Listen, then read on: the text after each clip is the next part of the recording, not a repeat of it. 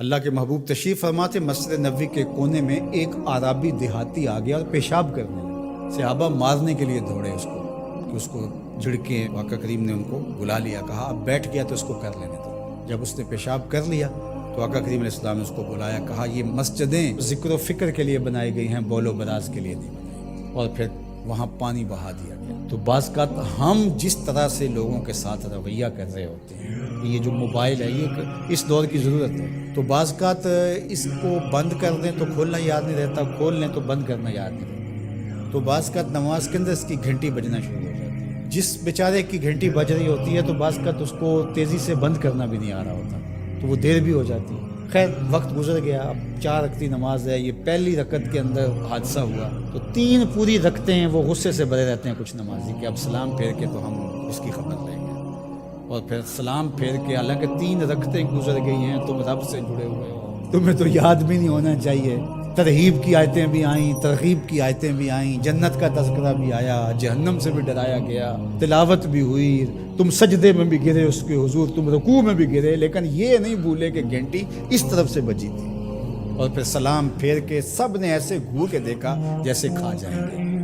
اب اس کو دیکھیں اور اس پیشاب کرنے والے کو دیکھیں، اپنا عمل دیکھیں اور رسول اللہ کا دیکھیں ہم کہاں کھڑے ہیں۔ اور اسی لیے تو لوگوں نے بھگا دیا ہے مسجدوں سے لوگوں کو کہ جو مذہبی طبقہ اس کا رویہ کتنا سخت ہے۔ میں نے تو یہ دیکھا ہے کہ ایک چیز ہے جس کا تعلق دین سے اس طرح سے نہیں ہے، طریقہ کار سے ہے، تنظیمی طریقہ ہے، طریقت کا طریقہ ہے، آپ کا تربیتی طریقہ ہے، اور اگر بندہ اس طریقے کو اختیار نہیں کرتا تو اس کو مسلمان نہیں سمجھتا۔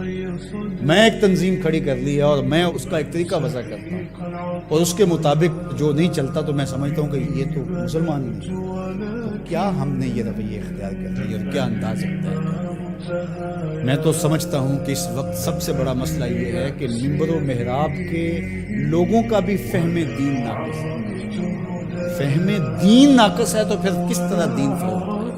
تو یہ ضرورت ہے کہ دین کو سمجھنا تو شیطان کے طریقے وہ علماء کو الگ ٹریٹ کرتا ہے، جاہلوں کو الگ ٹریٹ کرتا ہے، متکبر کو الگ ٹریٹ کرتا ہے، منکسر المزاج شخص کو الگ ٹریٹ کرتا ہے، اور ہر ایک کے لیے اس نے الگ الگ چیزیں رکھی ہوئی ہیں، ہر ایک کے لیے الگ پیکج ہے اس کے پاس۔ سخی کے لیے الگ ہے، سخت شخص کے لیے الگ ہے، متکبر کے لیے الگ ہے، مولوی صاحب کے لیے الگ ہے، پیر صاحب کے لیے الگ ہے، کارکن کے لیے الگ ہے، لیڈر کے لیے الگ ہے، حاکموں کے لیے الگ ہے، نمازیوں کے لیے الگ ہے، ہر ایک کے لیے الگ اس کے پاس پیکج ہے، اور اس کے ذریعے سے وہ سب کو لوٹ رہا ہے۔ یہ شیطان کے مکر ہیں، فریب ہیں۔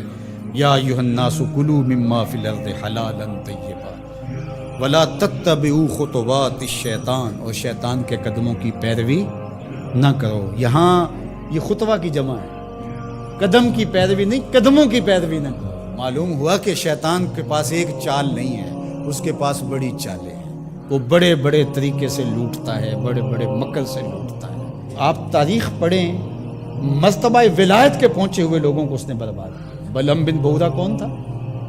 مستجاب الدعوات ولی تھا نا، لیکن کہاں لڑک کے چلا گیا۔ اس لیے ہمیشہ اپنا محاسبہ کرتے رہنا چاہیے۔ شیطان ادھر سے بھی حملہ آور ہو سکتا ہے، ادھر سے بھی ہو سکتا ہے، آگے سے بھی ہو سکتا ہے، اور اس نے اللہ کے حضور قسم کھائی تھی وَبِعِزَّتِكَ لَأُغْوِيَنَّهُمْ أَجْمَعِينَ، تیرے سامنے یہ بات قسم کر کے کہہ رہا ہوں کہ میں تیرے بندوں کو تیرے تک نہیں آنے دوں گا۔ ان کے دائیں سے آؤں گا، ان کے بائیں سے آؤں گا، آگے سے آؤں گا، پیچھے سے آؤں گا، چاروں طرف سے حملہ۔ کدھر بھاگے گا؟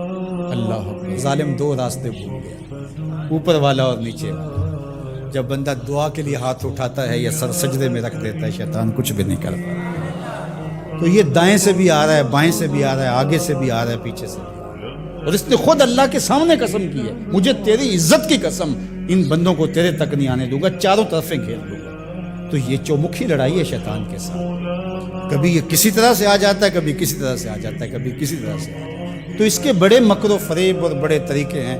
اللہ تعالیٰ اس کے مکر و فریب سے بھی محفوظ فرمائے۔